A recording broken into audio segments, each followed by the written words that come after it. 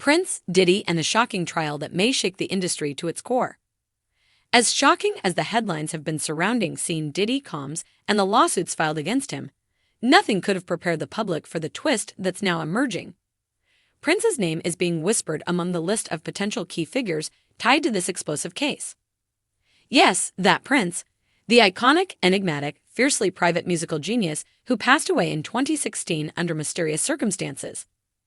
The mere suggestion that Prince might have had some involvement, or at the very least insight, into Diddy's alleged off-the-books behavior is enough to make anyone raise an eyebrow. But thanks to revelations from insiders like Jason Lee and a growing trail of whispers and unanswered questions, this theory isn't as far-fetched as it may sound. Diddy's wild parties, hosted at Prince's home. According to Jason Lee, founder of Hollywood Unlocked, the first Diddy party he ever attended was held at Prince's house. That's right, Prince's estate was the venue for at least one of Diddy's now infamous gatherings. Lee gave a vivid description of the scene. The first Diddy party I went to was at Prince's house. So you want to go to Prince's house to the Diddy party, where Tyrese is performing, and Demi Moore and Ashton Kutcher are swinging on swings. That is what's happening on the other side of the wall.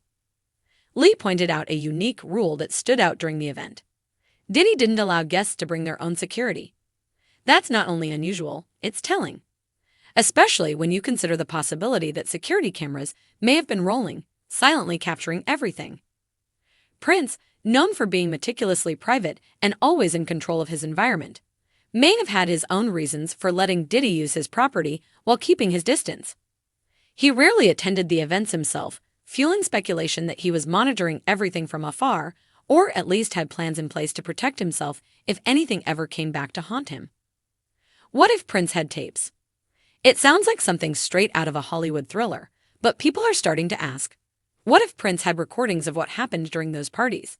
And more importantly, what did he do with them? Could this explain why his name might come up in court? Could this have anything to do with the mystery surrounding his own untimely death? Some believe Prince, in typical fashion, may have covered his tracks by either destroying the footage or handing it off to someone he trusted.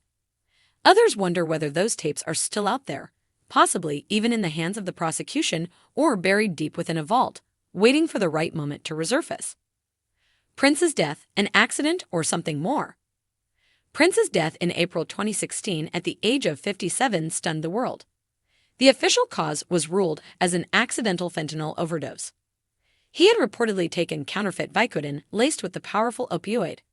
But even back then, many fans didn't believe the story added up. This was Prince, a health-conscious vegan who didn't drink or use drugs. He worked out regularly and was known for his holistic lifestyle. How did someone like him die from an opioid overdose? Those closest to him have shared disturbing details. His sister, Tyka Nelson, admitted that Prince had been preparing her for his death for nearly 2 years. In interviews, she revealed that he told her he had done everything he came to do, and warned her not to be surprised when the time came. I had been preparing for 2 years, she said. It wasn't hard at all. It was a 2-second phone call. He's gone. In the days leading up to his death, Prince made cryptic comments. At a party just days before he was found unresponsive at his Paisley Park estate, he told attendees, "Wait a few days before you waste any prayers." Was he speaking metaphorically? Or did he know something, or someone, was coming for him? Diddy's web of allegations. A who's who of the unexpected. While the Prince angle is gaining traction, the trial itself is already a magnet for scandal. Names from across Hollywood and the music industry are being tossed into the mix, some surprising, some expected. Among the unexpected, Michelle Williams, Robert Downey Jr., Mike Myers, and Lauren London, all allegedly referenced during the jury selection process.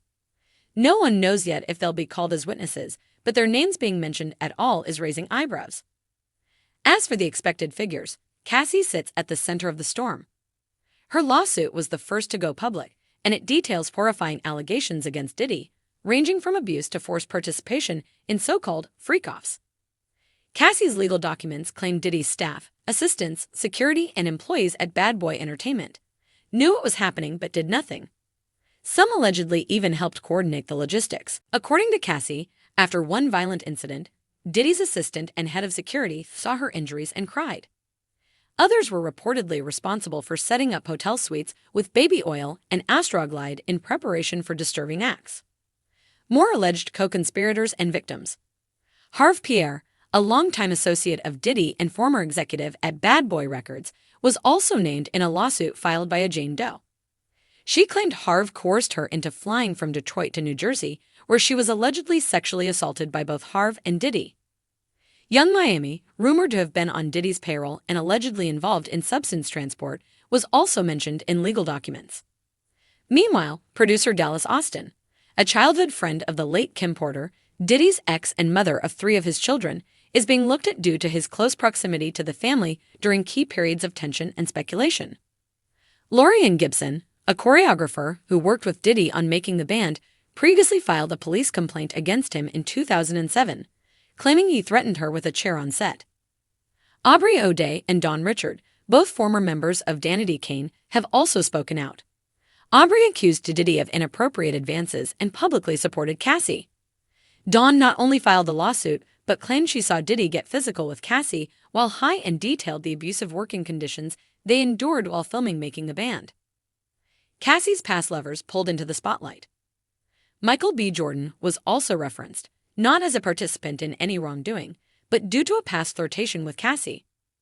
Similarly, Kid Cudi's name is once again making headlines with accusations that Diddy had his car blown up after discovering emails between him and Cassie during a rough patch in their relationship.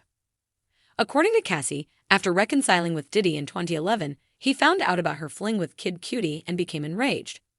The lawsuit claims Diddy wanted to ensure Cudi was home when the car exploded. Disturbingly, the car did blow up in Cudi's driveway, confirming part of the story. The Prince-Diddy-Warner triangle.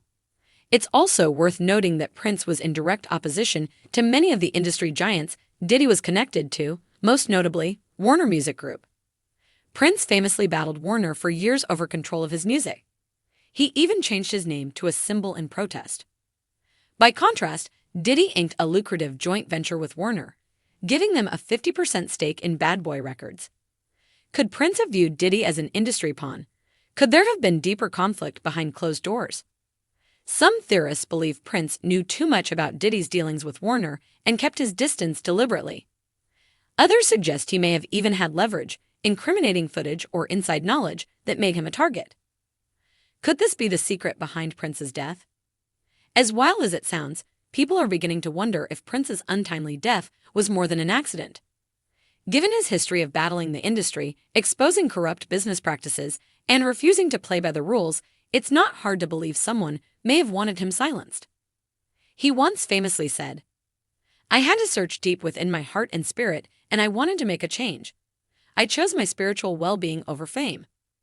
He also spoke about breaking free from the chains of his Warner Bros. Contract on December 31, 1999, declaring himself emancipated from the name Prince and the contracts tied to it.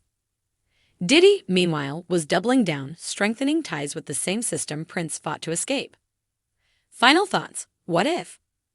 What if Prince knew about Diddy's alleged crimes? What if he recorded them? What if he told someone? And what if that's why, after decades of clean living and careful planning, he ended up dead from a drug he never knowingly took? Whether or not his name officially comes up in court, the conversation has started. And that alone is significant. This trial is shaping up to be more than just a legal battle. It may expose an entire network of complicity, silence, and secrets in the entertainment industry. And if Prince really did leave behind a vault of truth, we might all be in for revelations that change music history forever.